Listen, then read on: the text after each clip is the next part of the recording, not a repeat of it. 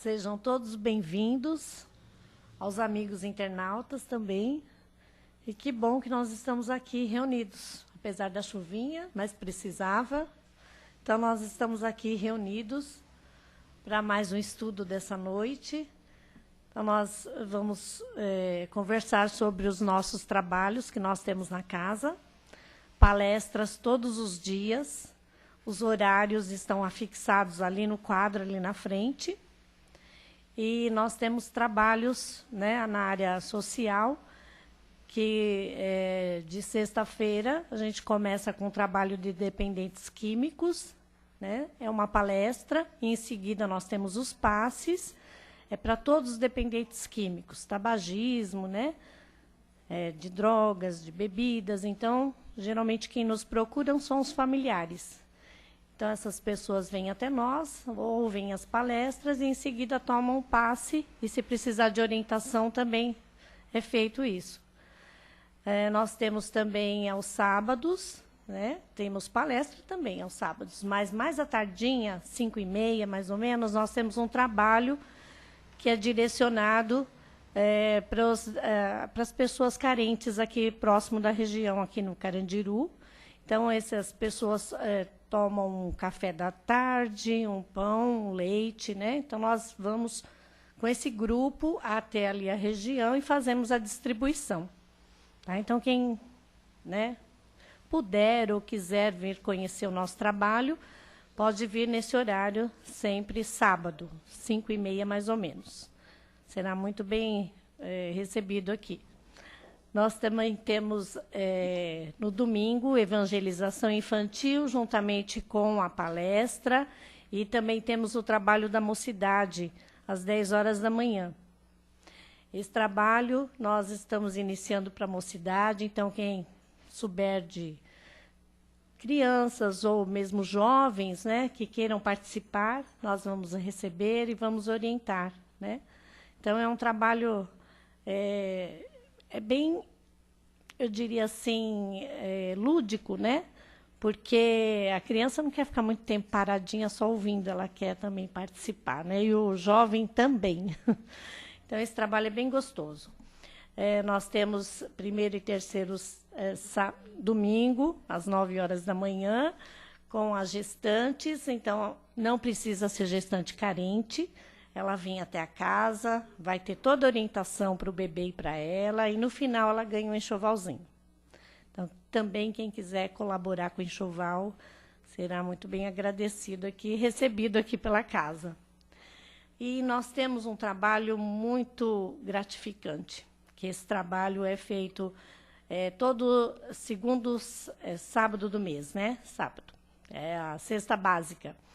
Então, essas famílias que antes a gente faz uma triagem, né, para saber qual é a necessidade da família, né, quantas pessoas residem na casa. Então, a gente faz essa entrega das cestas. Então, a gente, quem participa da triagem sabe o quanto tem idosos que têm o seu salário mínimo, que contribui para uma família imensa, com muitas crianças, e netos, sobrinhos. Então, a necessidade é muito grande, gente. Então, a gente agradece quem já colabora e quem gostaria de colaborar com alimento não perecível, né? Possa fazer essa entrega.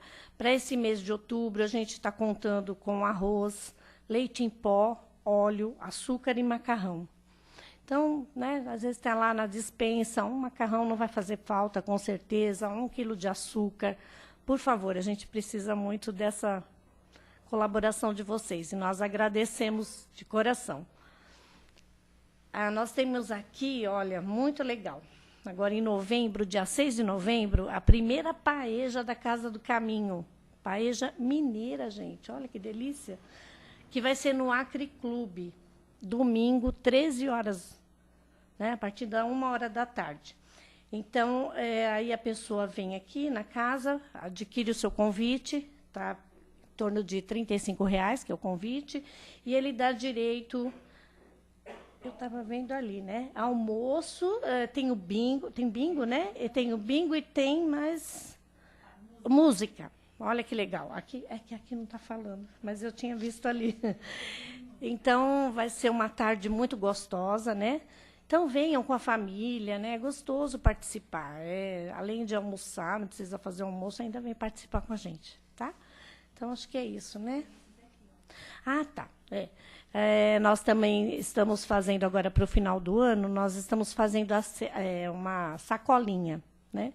A sacolinha que vem com brinquedo, roupa e sapato. Então, a gente vem aqui, escolhe uma criança, e aí a gente traz o presente, e no final do ano, tem uma data, a gente vai entregar todos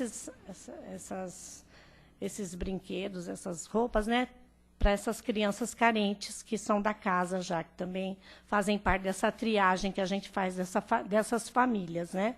Então, nós contamos com vocês também. Acho que é isso, né? Então, tá. Então, nós vamos nos preparando. Nós vamos agora sintonizados mais com a casa, com esses amigos. Vamos agradecendo ao Pai por ter chegado aqui, agraciados pelo teu amor,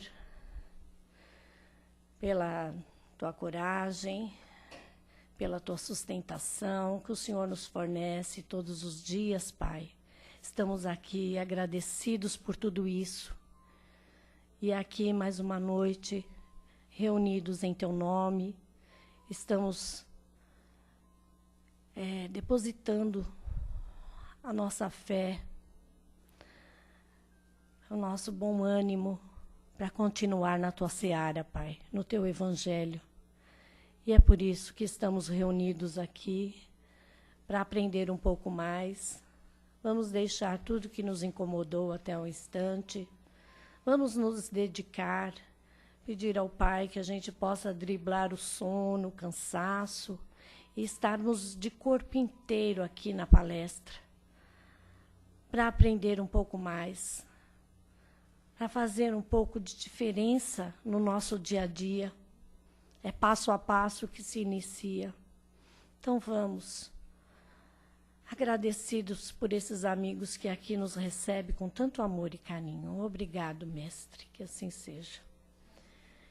Então, a Simone, que vai ser a nossa palestrante da noite, vai falar sobre o tema Jesus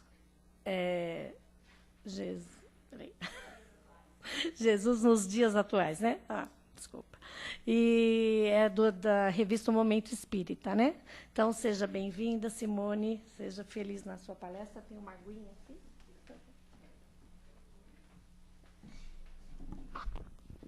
Então, boa noite de novo.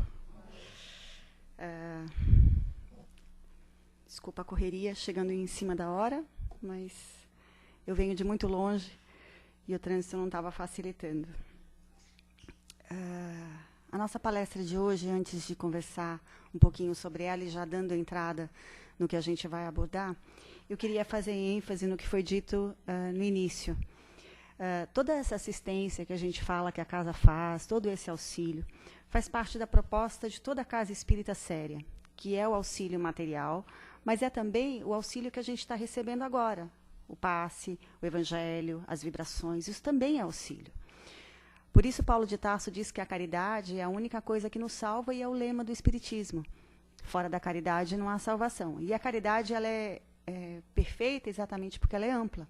Então, ela pode ser material, moral, espiritual. E tudo que a gente faz para minimizar a dor de alguém, a espiritualidade nos socorre minimizando a nossa. É sempre um movimento de ida e vinda. Então, eu não tenho como ser socorrido se eu não me dispor a socorrer o outro, porque às vezes na nossa dor, na nossa preocupação, na nossa angústia, que todos têm, os problemas são imensos para cada um, a gente tem a tendência de ficar fechado neles. Então, quanto mais fechado tiver no meu problema, menos recursos eu utilizo para o auxílio ao próximo, e o auxílio nas mais variadas dimensões. Então, eu queria fazer ênfase, sim, na parte material, porque é muito bonito a gente falar de Jesus quando a outra pessoa e nós também temos a barriga cheia. Então, assim, o próprio gesto de doar o alimento já é um falar de Jesus. já é um falar do amor, da esperança, né, do companheirismo, porque a gente está junto, né? Hoje eu posso ajudar, amanhã sou eu que vou precisar. E a gente, graças a Deus, pode estar interconectado, né? A gente nunca sabe de onde vem o auxílio, e graças a Deus ele vem. Então, a gente, em nome da casa, a gente agradece muito, porque, no caso dos alimentos em específico, são 640 quilos de alimento. Então, 1 quilo que um traz, passa a ser 639. Então, é menos uma preocupação que a casa coloca. Pode parecer que não tem a ver com o nosso tema, mas tem. O título de hoje vem da redação do Movimento Espírita e diz Jesus nos tempos atuais. E eu queria começar exatamente disso, né? Quando nós chegamos numa casa espírita, invariavelmente, eu acho que me corrijam se eu nunca venho de quinta-feira aqui à casa, então não conheço todo mundo. Mas acho que me corrijam. É difícil, nesse tempo todo que eu estou no espiritismo, encontrar alguém que tenha vindo à casa espírita por amor. Porque estava tudo bem em casa, eu resolvi ir para a casa espírita. Normalmente a gente vem parar aqui trazendo dores, preocupações, angústias, problemas. E é muito interessante saber que toda palavra colocada que veio de Jesus, todo comentário, vai de alguma forma trazer um lenitivo, uma esperança, um consolo, um auxílio. E as palavras dele continuam tão atuais como eram há 2000 anos atrás. Isso tem a parte boa e a parte ruim. Atual porque o ensinamento dele é verdadeiro. Então, continua valendo lá atrás, como continua valendo agora e vai valer sempre. Como as leis de Deus são imutáveis e perfeitas, elas são válidas como eram há 2000 anos atrás, continuam sendo válidas agora. A parte ruim é que se a gente está ouvindo de novo é porque a gente não fez o que ele falou para fazer. Então, a gente está aqui exatamente por conta disso. Para tentar colocar em ordem todo esse buraco que a gente deixou entre o que a gente ouviu e o que a gente pratica. Ele falava para pessoas com muita aflição.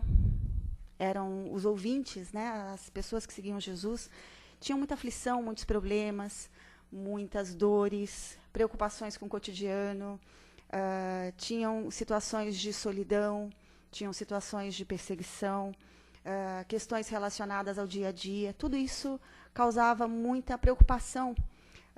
Morte prematura de crianças, né? Era uma época muito difícil. E se a gente avaliar todo esse quadro, a gente não está muito diferente, né? Ele está falando das mesmas coisas que nos incomodam hoje. Continua sendo válido, porque para nós continua incomodando. Ainda nos sentimos aflitos, ainda nos sentimos tristes, ainda nos sentimos com os mesmos incômodos, as mesmas dores que trazíamos há 2000 anos atrás. Então, as palavras dele vêm no sentido de dar o consolo diante de tudo aquilo que a gente viveu e que vem vivendo.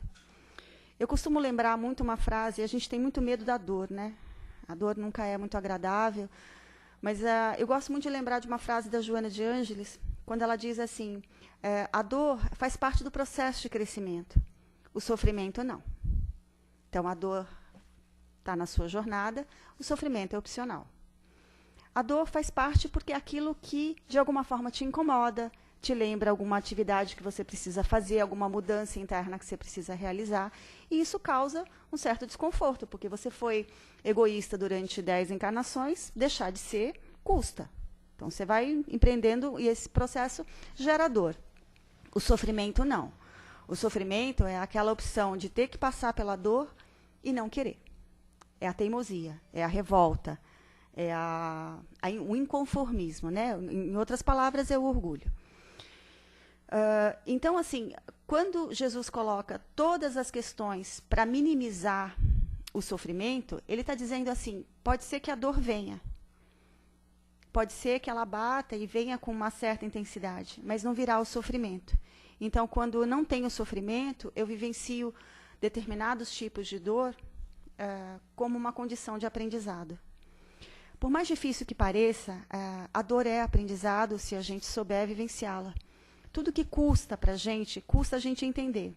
Fazer prova de química, para mim, foi sempre um parto na montanha. Até eu conseguir tirar a nota mínima. Aí eu ficava feliz, porque eu não tinha que estudar mais química. Tudo que a gente tem que fazer na vida, que a gente faz direitinho, não tem que refazer. Só tem que refazer se não fizer o correto. Então, eu tenho como evitar as dores, tenho como direcioná-las, tenho como aprender com elas. E tenho uma condição que Jesus coloca de uma maneira brilhante. Tudo isso, sem fé, fica muito difícil. Então, esse é um dos primeiros ensinamentos que ele traz. Confie em Deus. Só que a fé é uma virtude. E nenhuma virtude a gente aprende da noite para o dia. A gente vai devagarzinho adquirindo através de uma coisa chamada trabalho. Então, eu trabalho em prol do outro, em prol de alguém, em prol de uma causa, melhoro a mim mesma, melhoro o entorno. É o trabalho que vai lapidando em mim as coisas que eu vou trazendo de ruim. E a sorte da gente é que tem tanto do lado de lá quanto do lado de cá, criaturas muito próximas a nós, ajudando, amparando, fortalecendo, quando a gente ameaça cair, quando ameaça passar por uma provação muito difícil. A gente está sempre conectado. E justamente por isso, a gente volta na questão da caridade. Não há nenhum tipo de movimento no universo que não envolva a caridade.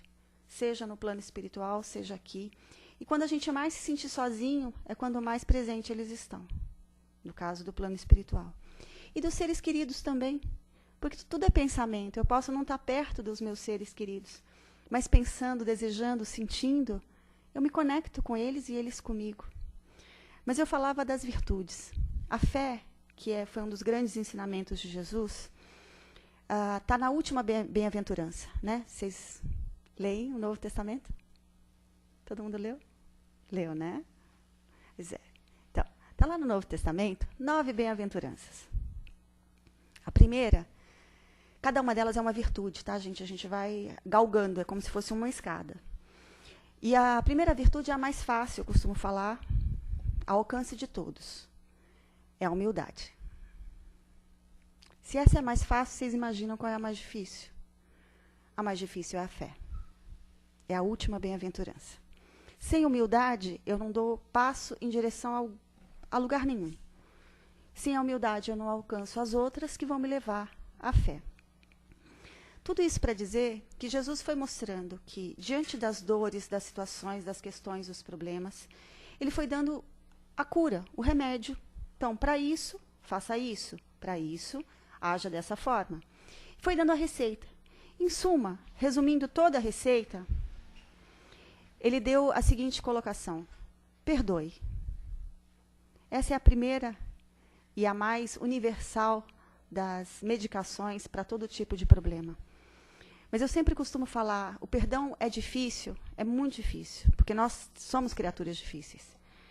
Mas seria melhor se a gente não fizesse as coisas para depois ter que correr atrás do prejuízo e pedir perdão. Que a gente pense antes de magoar as pessoas. Que a gente pense antes de falar, antes de usar, porque as pessoas se sentem usadas, as pessoas se sentem magoadas. Nós magoamos e somos magoados. Então, o bom seria que a gente não se melindrasse diante de um fato. Mas melhor ainda seria que a pessoa não nos melindrasse. Que a pessoa também cuidasse daquilo que fala, daquilo que faz. O Emmanuel diz uma coisa que é muito bonita. Ele diz assim, 90% dos casos de obsessão são gerados por questões do sentimento. 90% dos obsessores que nos acompanham estão relacionados a sentimento. Não respeitamos os sentimentos deles, não valorizamos.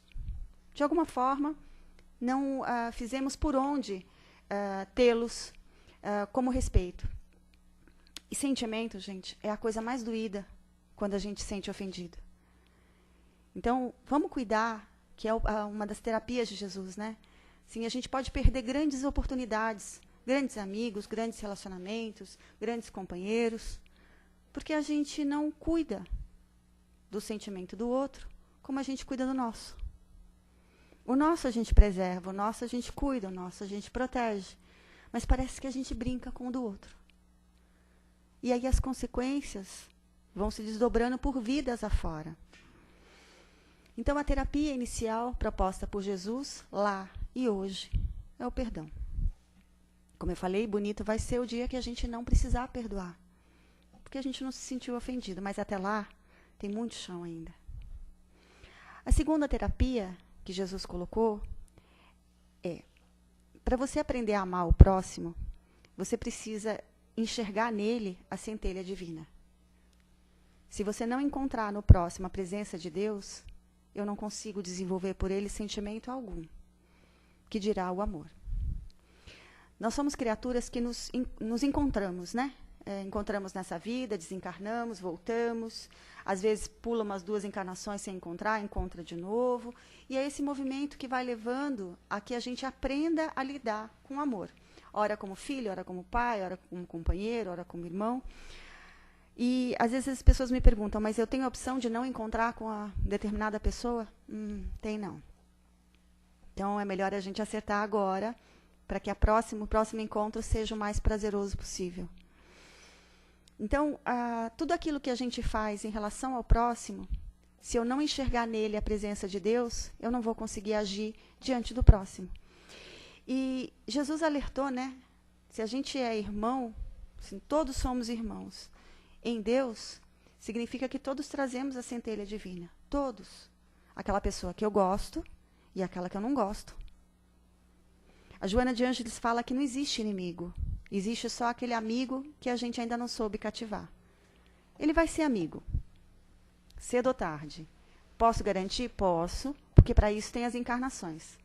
A gente vai, aprende, vai desgastando aquela poeira, aquela sujeira, até transformar aquela criatura numa criatura querida. Hoje, muitos dos nossos queridos amigos, familiares, companheiros, enfim, que hoje são tão queridos, tão amados, às vezes começaram lá atrás com o pé errado. Então Jesus alerta, para que eu aprenda a ver no outro a centelha divina, eu preciso não gerar mais inimigos. Então, fiz o que fiz até agora, até entrar na porta aqui do centro, o que eu posso fazer daqui para frente para não multiplicar o que eu já fiz de errado? Quando Jesus alertou, vai e faça as pazes com seu inimigo enquanto você está com ele ali, ele tá dando um alerta que é incrivelmente bonito. Se você levar o seu inimigo para o desencarne, para outra encarnação, para outro desencarne, vira uma bola de neve. E bola de neve, quando ela é pequenininha, a gente consegue pegar. Quando ela é grande, a gente perde o controle completamente dela. Então, transforme o seu inimigo naquela criatura mais querida. Se não, possivelmente, naquela pessoa que você mais ama, pelo menos aquela pessoa que você não deseja nenhum tipo de coisa ruim. Até porque, gente, já todos no Espiritismo, eu acho que todos aqui não vieram pela primeira vez, nós sabemos, né? O que nós desejamos, o que nós pensamos, o que nós sentimos, é levado até aquela pessoa que desejamos, pensamos e sentimos. Mas volta para nós. E volta numa proporção enorme. Então, a gente tem que trabalhar muito internamente aquilo que eu desejo, penso, controlar meu sentimento e meu pensamento, para não gerar mais questões a serem resolvidas. Então, Jesus fala, você vai ficar aqui até acertar tudo que tem que acertar. Então, significa que nós vamos continuar encarnando até acertar. Está cansado de vir para a Terra? Está cansado de encarnar? Então, faz a lição direitinho. E mesmo fazendo a lição direitinho, a gente vai estar tão bem que a gente vai escolher voltar para poder ajudar as pessoas. Então, eu sempre falo assim, nós não temos a opção de não nos encontrarmos. Nós temos a opção de como nós vamos nos encontrar. Se como amigos ou se como inimigos. Por isso, quando Jesus dá essa segunda terapêutica, né, a primeira é a fé, a segunda é enxergar no outro a essência divina, ele está alertando, ou vai todo mundo, ou fica todo mundo. Não tem como ir um na frente e o outro voltar. Que, aliás, gente, né, graças a Deus, porque senão a gente estava frito. Os benfeitores estariam muito bem onde estão e a gente estaria aqui sozinho, sem nenhum tipo de amparo. Graças a Deus, eles voltam por nós. E a terceira e última terapêutica que Jesus coloca, que é uma questão mais espinhosa para nós, que é a questão da atividade. A gente tem uma tendência à inércia, né? À ociosidade, a ficar em cima do muro. A gente tem uma tendência a dizer assim, eu passei a vida sem fazer mal a ninguém. Mas o que você fez de bom? Porque não fazer o mal não é fazer o bem. Não fazer o mal, o Espírito Erasto, lá no Evangelho segundo o Espiritismo, fala, não fazer o mal, às vezes, é falta de oportunidade. Não é empenho. Passa a ser empenho quando eu faço o bem. Aí eu tenho a decisão, a escolha de fazer o bem. Não fazer o mal, às vezes, porque não deu a oportunidade. Então, é muito importante nós entendermos o papel do trabalho. Então, estar ocioso é estar perdendo oportunidades variadas de ser útil. Vou decidir ficar em casa, não abro a porta do quarto. Quantas pessoas você poderia dar bom dia, dar um abraço, dar um auxílio, dar uma palavra, ajudar materialmente, emocionalmente, no decorrer do dia, e você não vai ajudar? E o que essas pessoas fizerem das suas vidas, por conta da falta desse amparo, passa a ser coautoria nossa. Então, cada vez que nós nos insulamos, desejamos o não estar trabalhando, trabalho no sentido da caridade, né? No sentido amplo da ação em prol do outro. Eu estou fazendo o movimento contrário de Deus. Como tudo no universo é movimento, Jesus alertou lá no Evangelho de João: meu pai trabalha, e eu também. Até hoje, todo mundo trabalhando. Por que é que a gente pleiteia descanso indevido? A gente não conseguiu nem com o pouco de trabalho que tem dar uma arranhadinha, que dirá, né, buscar esse descanso. É claro que a gente tem um descanso corporal, que é necessário, de refazimento. Mas muito cuidado para não transformar o descanso em ócio. Né? Aquela coisa assim, está tão bom ficar aqui deitado, eu não vou levantar. Para que eu vou no centro tomar paz? Está chovendo, está frio. Então, transformar o descanso em ócio é dar àquelas criaturas que nos acompanham, vulgarmente conhecido como obsessor, o que eles querem. Que a gente não evolua. Fala-se muito nas casas espíritas que a proporção de encarne ou seja, os que estão querendo encarnar para os que estão aqui, é de 4:1. Tem 4 pessoas querendo seu lugar. Então, vamos fazer o melhor que a gente pode, pela chance misericordiosa de estar aqui, para entregar o nosso espírito melhor do outro lado. Todas as vezes que nós conseguimos conversar, que nós conseguimos nos entender, que nós conseguimos explicar, que evitamos proliferar, nós vamos criando vínculos e laços que são eternos. Laços de afeto, gente. Porque laços ruins não são eternos. O mal não é eterno. Mas dá muito trabalho tirar. Então, hoje a pessoa que eu gosto me acompanha do outro lado. Ela lá e eu aqui. Ou depois eu encontro com ela. Laços afetivos não se perdem. Mas também não são construídos da noite para o dia. Precisa, de novo, da terceira colocação de Jesus. O trabalho. Eu preciso me esforçar para ser um ser humano melhor. A máxima de Sócrates funciona muito, né? Conhece-te a ti mesmo. Veja em você o que precisa ser modificado. Tem inúmeras condições. Né? Busque o trabalho para que a mente não fique vazia. Né? Oficina do diabo. Não dê tempo a você mesmo para você ser o homem velho que Paulo de Tarso falava. Busque recursos para construir o homem novo. Jesus era um cara impressionante. Mesmo sabendo que nós íamos fazer lá atrás, né? Porque nós estávamos lá, né? A gente sempre fala, aquelas pessoas que não entenderam Jesus, que não compreenderam, que fizeram, que judiaram, que foram terríveis. Nós, tá? A gente estava lá. Jesus olhava para a cara da gente e dizia assim, eu sei o que você está fazendo de errado, mas eu sei que você é capaz de fazer melhor. Ele sempre apostou que a gente tinha a condição de fazer diferente. A gente é que não confiou nisso. E sempre buscou o caminho da porta larga. E a porta larga, gente, ela pode parecer fácil. Mas ela dá um trabalho depois. Porque na porta estreita, passa só você, seu espírito, com as suas virtudes, com aquilo que você amealhou. Na porta larga, passa todos os seus defeitos também. Mas você não é feito de defeitos, você é feito de virtudes, porque você é uma criatura divina. Então, quanto mais rápido eu começar a tirar essa bagagem extra, mais leve eu fico para passar pelo correto. Está difícil hoje? Pode ficar pior, se eu não empreender tudo que eu preciso fazer hoje. Se nos falta a fé, gente, nós precisamos trabalhar para entender, pelo menos entender, a presença de Deus. Para encerrar, eu coloco uma situação em que Jesus sempre buscava refúgio. Se ele buscava refúgio nesse ponto, eu não entendo porque que a gente não faça o mesmo. Nos momentos mais cruciais da vida de Jesus, ele se afastava do grupo e orava. E ele orava exatamente buscando eu não digo nem forças, porque ele tinha, mas buscando essa conexão com o alto, né? E nós nos recusamos a uma prece. Eu não sei rezar, não tenho tempo, não gosto, não quero, eu não acho que funciona. E eu tive aqui numa palestra da casa, há um tempo atrás, com o Samuel, e o Samuel falava o seguinte, assim, toda prece é atendida. Toda. Aí as pessoas perguntaram para ele, mas tem umas que não são. Aí ele falou, então, as que não são já receberam resposta. É não.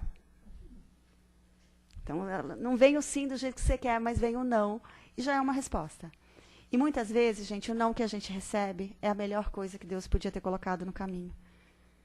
Porque é como o filho pequeno, né? O filho se aproxima antes do almoço, eu quero um pote de sorvete. Você não vai dar. O não vai ser dolorido, porque o pote de sorvete é gostoso. Mas se você deixar, ele vai passar mal, não vai almoçar e vai ficar mal depois. O não é infinitamente mais importante, porque ele forma você. Ele forma o seu espírito.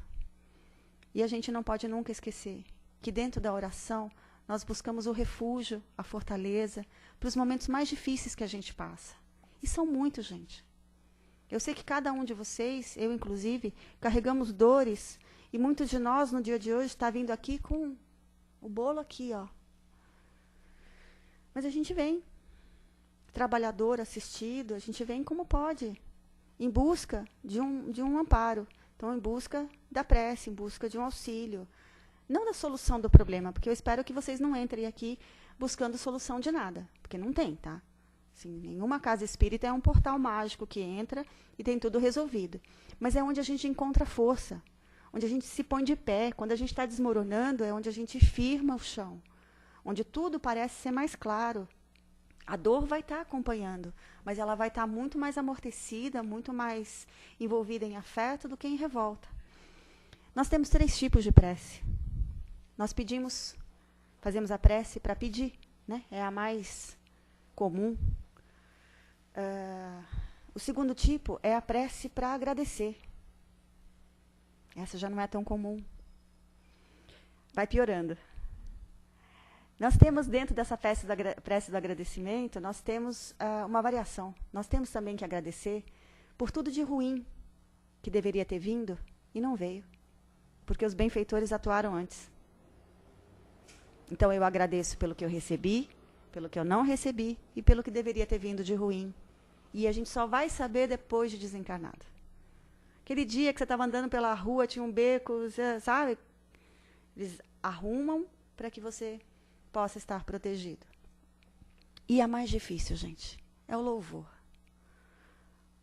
A prece em louvor é onde eu entendo que Deus está presente em tudo. Deus está no comando de absolutamente tudo.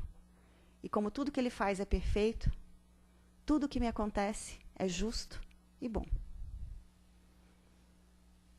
É entregar para Deus todo o domínio da sua vida, em termos de orientação, mas também arregaçar a manga, porque tem parte que compete a nós, não é só a Deus. Que é outro erro da prece. A gente reza, cruza os braços, senta e espera. Mas não vem nada, não. Se a gente não fizer a nossa parte, não vem absolutamente nada. A espiritualidade superior não faz por nós, ela faz conosco. Então, uma parte é nossa, outra parte é deles. O Herculano Pires tem uma frase que eu já falei que vai para a minha lápide. Ele diz assim: devemos compreender Deus, devemos cooperar com Deus e devemos não atrapalhar Deus. Devemos compreender Deus porque tem coisas que competem a Deus. E o nosso orgulho não consegue aceitar, né? Tem coisas que é dele. Devemos cooperar com Deus porque tem coisas que competem a mim. Não é dele. Eu que tenho que me empenhar para poder fazer. Eu que tenho que correr atrás. E devemos não atrapalhar Deus, né, gente? Vamos tentar não piorar a nossa situação, colocando mais problema, fazendo mais inimigo, descuidando da palavra, gerando mais mágoa. A gente já tem a nossa cota, né? Jesus falava, fique com o problema do dia, não inventa problema para o próximo dia, porque o problema do próximo dia é do próximo dia. Tá bom, gente? Muito obrigada.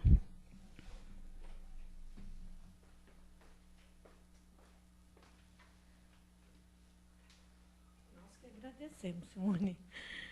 Então, agora, nós precisamos de uma colaboração aqui. Bom, eu vou começar aqui com uma pergunta do Lourenço e da Maria Leia, que são lá de São Luís do Maranhão. Ele põe assim: Simone, boa noite. Um forte abraço a todos os presentes. Simone, nos diga, Jesus é relevante hoje em dia? Algumas pessoas pensam que Jesus veio para tirar toda a diversão da vida e nos dar regras impossíveis de seguir. Chamam até de líder do passado, mas que não relevante em nossos dias. De certa feita, um jovem estava muito feliz e um amigo perguntou: por que tanta felicidade? O amigo respondeu: Jesus Cristo. Não me venha com essa história. Estou cheio de religião, de Bíblia, de igreja. Não, amigo, não disse religião, disse Jesus Cristo. Simone, me diga, Jesus Cristo para o jovem não é uma figura religiosa e tampouco hipocrisia da igreja? É alguém que dá sentido à sua vida? Credo. Arrumar serviço para o Lourenço em São Luís, está louco. Então, gente, o mundo só está como está porque a gente não está dando atenção às máximas de Jesus. E eu não estou falando em religião. Jesus não trouxe religião, no sentido institucional da palavra, mas trouxe a possibilidade do religare, ou seja, ligar de novo o nosso espírito com Deus. Isso ele trouxe. Mas ele não trouxe religião, ele trouxe normas de conduta. Que se a gente seguisse, a coisa estava melhor, mas a gente não segue. Uma das normas que eu acho mais geniais dele é assim: faça para o outro só aquilo que você quer receber. Se a gente estivesse fazendo isso, olha, isso não passa por igreja, por centro, por absolutamente nada. Se a gente fizesse isso, não tínhamos relacionamentos complicados, não geraríamos mágoas em companheiros, em irmãos, em parentes, em amigos. O que eu quero que façam por mim? Faça para o outro. E eu gosto sempre de piorar a situação. Parece fácil, né, fazer isso. Eu vou piorar. O correto seria que a gente fizesse para o outro aquilo que eu quero que Deus faça por mim. Simples assim. Você vai pedir para Deus que Ele te dê problema, que Ele te dê dor, que Ele te dê angústia? Você vai querer que Ele resolva o seu problema daqui a 2 semanas? O que você quer que Deus faça por você? Faça para o outro. Então, Jesus só não é mais atual porque a gente ainda traz o coração muito endurecido. Mas mais também, por outro lado, a gente tem que pensar. As vertentes religiosas, vamos colocar assim, né? Espírita, católica, enfim, nem sempre trabalham essa questão corretamente, colocando Jesus numa situação totalmente deslocado, pedindo coisas, exigindo coisas que ele nunca exigiu nem pediu. Então, colocam Jesus muito distante ou muito ligado a uma igreja, a uma série de proibições. Eu estou falando igreja de uma maneira geral, tá? Templo, centro e tudo mais. Não, Jesus andava na rua, conversava com todo mundo, levava conforto, esperança, a presença dele, a veste dele curava. Então, assim, ele estava no meio de todo mundo, conversava com todo mundo, dificilmente ele estava em sinagogas pregando, ele estava no meio do povo.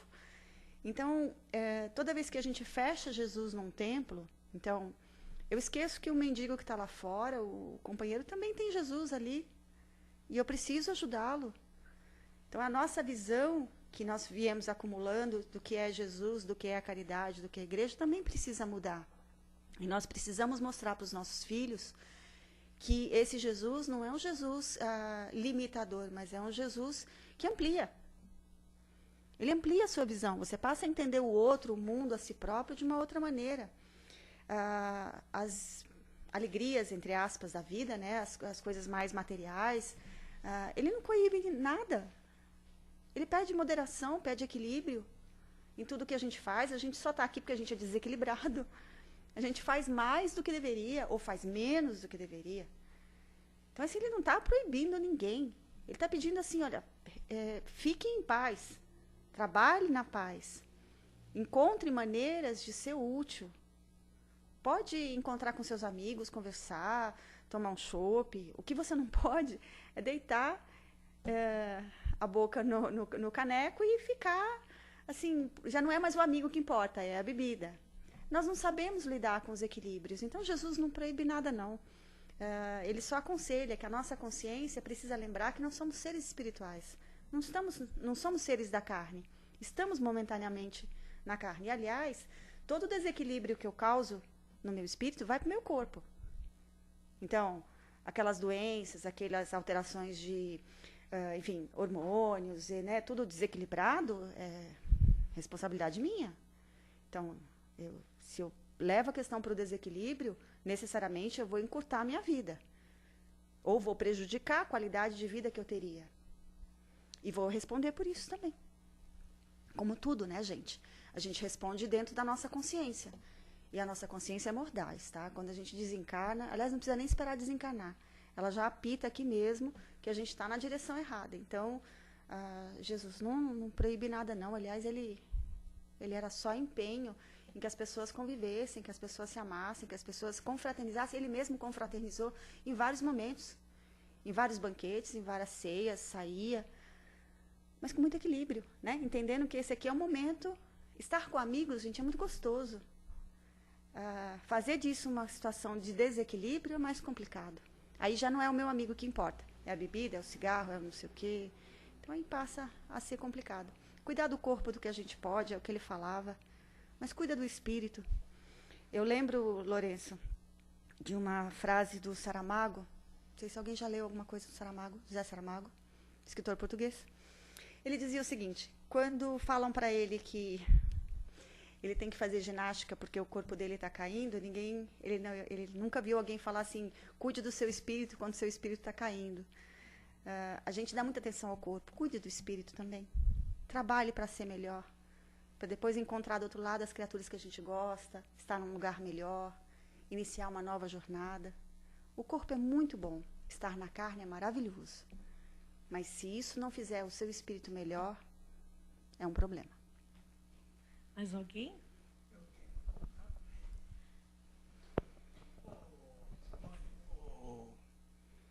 Hoje em dia não é mais difícil fazer o mal do que noutros tempos, porque hoje temos leis, temos tecnologia para nós já avançada, né?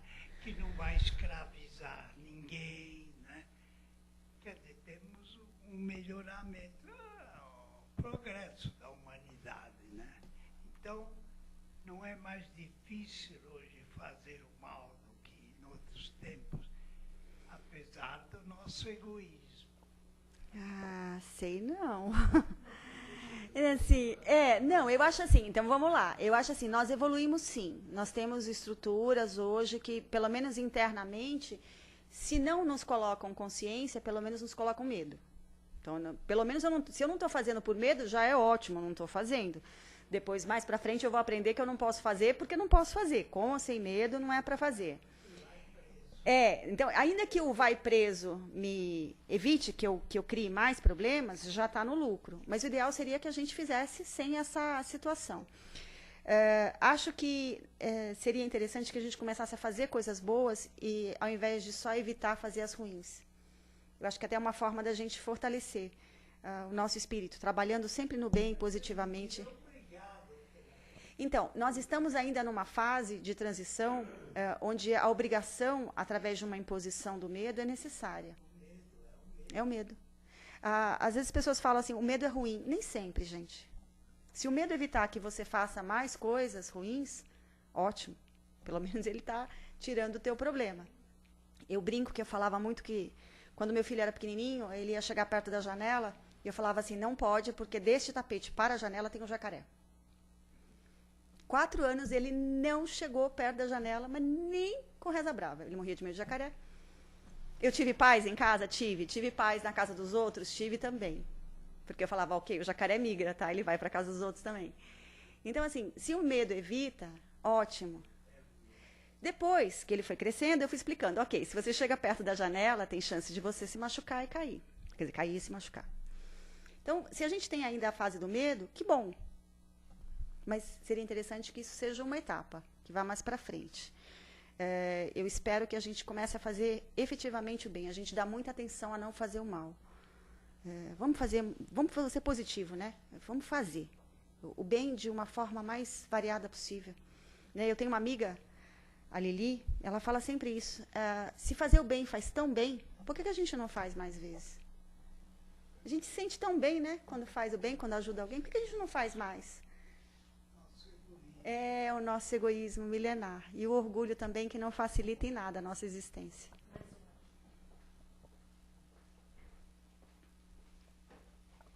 Oi. Oi.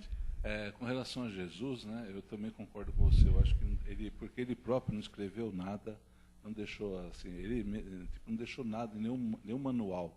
Né? Ele, como você colocou bem, ele andava no meio do povo, ele andava nas ruas, né? Ele só ia ensinando o amor, que é a grande lição que ele veio trazer no mundo, né?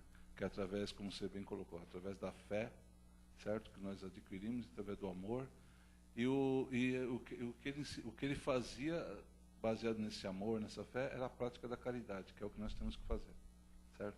É pensar a maior prática, a maior efetivação da caridade é a máxima de Jesus, né? É não fazer ao próximo que você não quer que seja feito para você. Essa daí que é a grande lição que ele veio trazer.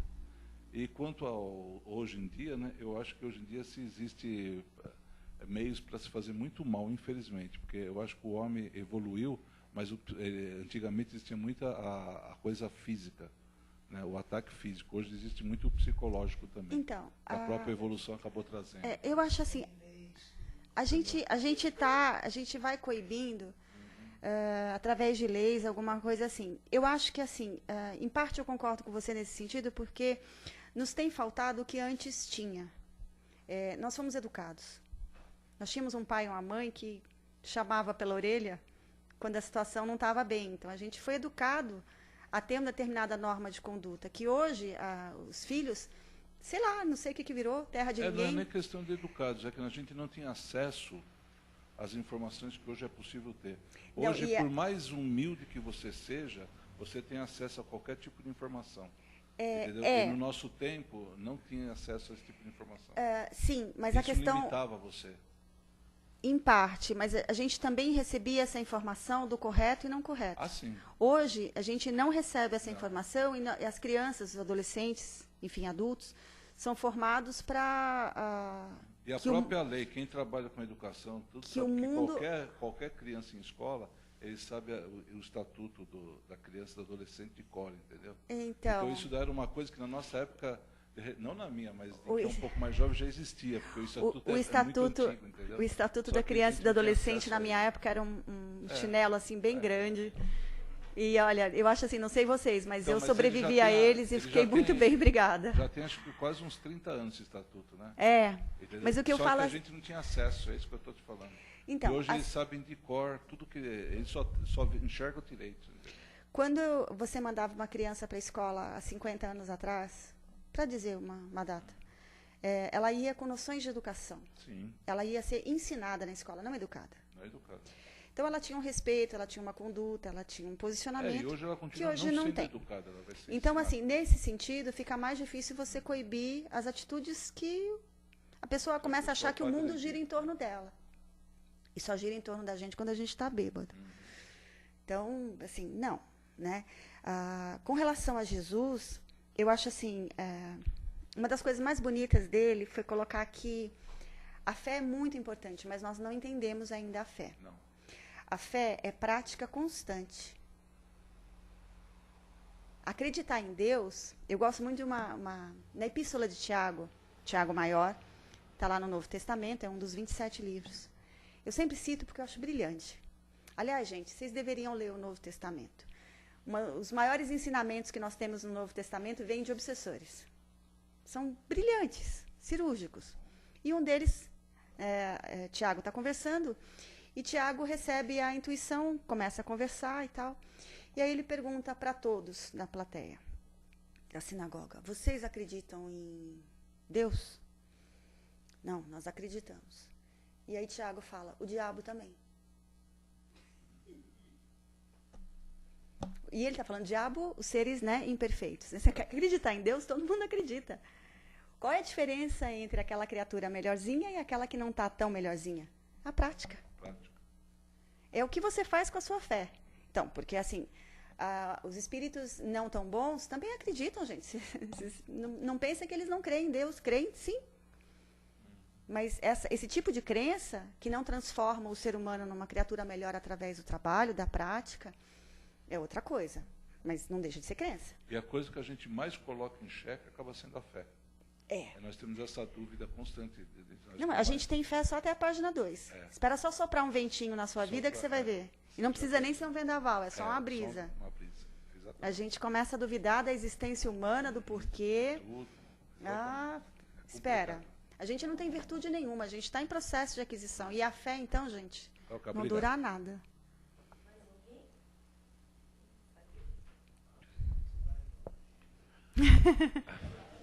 Não venho mais de quinta. Meu comentário vai ser rápido. É que Jesus não deixou uma linha escrita. Absolutamente nada. Como essa história se mantém até hoje? É que, diferente de algumas partes do Antigo Testamento, os feitos de Jesus foram imensamente testemunhados. Então, Jesus participava de eventos numa sinagoga e participava numa festa, numa boda, e se divertia como qualquer outra pessoa. Então, esse é o exemplo daquele Jesus sereno, bom, e o Jesus severo, como teria que ter no templo, quando ele agiu. Só isso. Eu acho que... Oi? O exemplo, gente, maior de Jesus, eu acho que uma das maiores condições de Jesus, uma das maiores belezas de Jesus é o equilíbrio perfeito entre o amor e disciplina. Então, ele era amoroso em todas as atividades, mas não deixou de brigar com os apóstolos ou com quem fosse quando foi necessário. Quando ele subiu para orar, ele levou Tiago e João.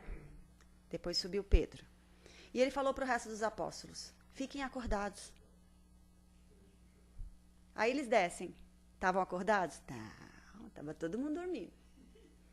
E aí ele acordou todo mundo. Ele falou, eu só pedi para vocês ficarem acordados. Imagina quando eu começar a pedir uma coisa mais séria. Só para vocês ficarem acordados. Então, Jesus não foi conivente, Jesus nunca foi omisso, nunca deixou... Porque a gente imagina aquele Jesus de candura, né? Assim, até meio bobo, porque aceita tudo. Não, gente, ele nunca foi conivente com absolutamente nada. E a história se preserva... o primeiro texto que nós temos, o mais antigo, né? São as cartas de Paulo, principalmente Coríntios, vem relatando a perfeição de Jesus entre o que ele falava, sentia, imaginava e fazia. Então, assim, o escrever passou a ser secundário, tanto assim, as pessoas sempre me perguntam, mas por que os textos do Novo Testamento, sobretudo os evangelhos, são tão tardios, né? Sempre muito depois. Porque não tinha necessidade, gente. Enquanto os apóstolos estavam lá contando as histórias, eles estavam ouvindo, até que chegou uma hora que eles começaram a morrer, e eles tiveram que escrever. Mas a escrita foi interessante para poder multiplicar. Mas o exemplo maior, ele deixou. O exemplo de conduta, de ética. O ensino. Em suma, fé e equilíbrio em todos. Na verdade, assim... Hoje temos o Evangelho segundo o Espírito. O equilíbrio, ele é fundamental para tudo. Inclusive, sobretudo, para você achar a fé. Agora, eu deixo uma tarefa, já que você falou de fé, eu deixo uma tarefa para todo mundo. Já deixei para os meus alunos, eles não gostaram muito.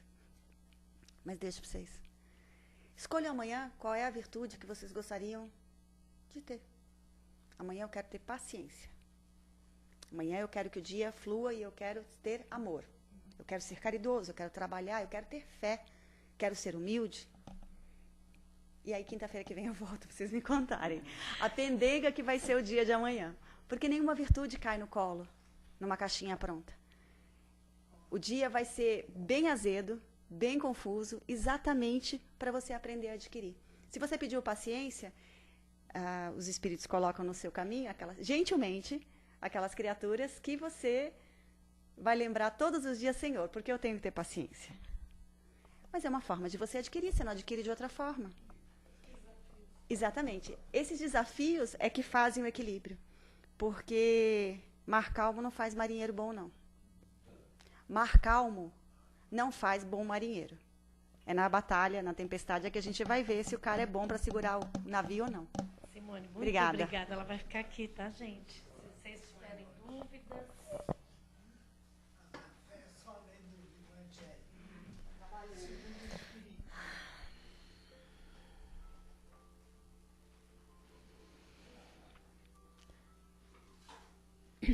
Então vamos, nesse instante, desenvolver o que mais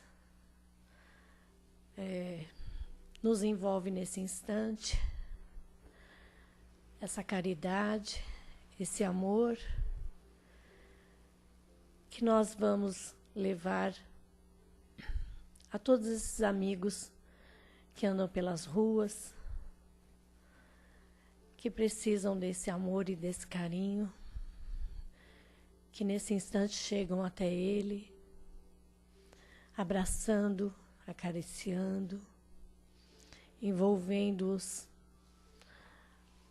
na nossa fé, na nossa confiança no Pai. Vamos envolver todos esses amigos que andam pelas ruas, sem destino, sem direção, sem lar, envolvendo todos eles.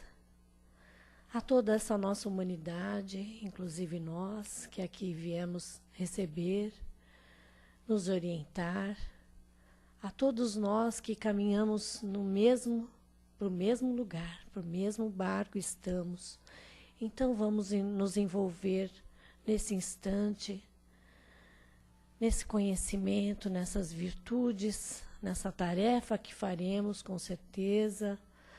Vamos desenvolver a cada dia um pouquinho, que se a gente não desenvolver, a gente já está com certeza passando a cada dia um pouquinho desse conhecimento aí. São os nossos desafios. Então vamos pedir ao Pai que nos dê sabedoria para lidar com cada um deles. E agora juntos nós estamos caminhando. Obrigado por essa oportunidade, Pai, por esse estudo que nós tivemos aqui, essa orientação, essas virtudes que vieram ao encontro de tudo que a gente veio buscar essa noite, nos fortalecendo, e assim nós vamos caminhar um pouco mais até a semana que vem, que estaremos juntos novamente. E assim agradecidos por esses amigos que aqui nos querem tão bem e nos fortalecem para um novo amanhecer. Obrigada, e juntos estaremos com certeza imbuídos no ser melhor a cada dia. Que assim seja.